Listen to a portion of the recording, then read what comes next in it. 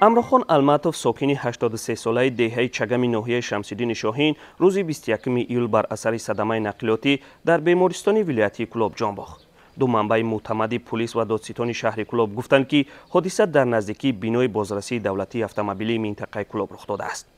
ин манбаъҳо гуфтанд, ки Алматов тавассути як корманди бозрасии давлатии автомобилии ноҳияи Осе мавриди исобат қарор гирифтааст. аммо ин манбаъҳо аз ин нафар ном набурданд.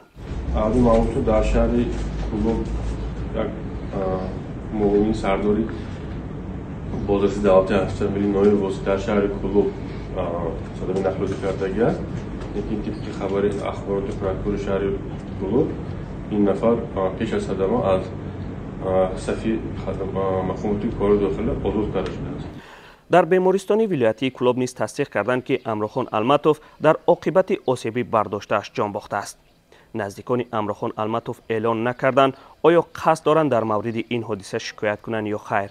аммо манбаъҳои озодӣ гуфтанд, ки таҳқиқот дар ин маврид ҷиддӣ гирифта мешавад ва ин эҳтимол вуҷуд дорад, ки корманди марбута ҷазо гирад. ин аввалин бор нест, ки чунин ҳодисае дар Кӯлоб рух медиҳад, ки шомили кормандони пулис ва сокинон бошад. дар ҳодисаи шабеҳи соли 2018 як ҷавони 15-сола бо номи Фирдавс зери чархи мошини Саидмӯмин Исломов муфаттиши бозрасии давлатии автомобилии шаҳри Кӯлоб монд ва ҷони худро аз даст дод.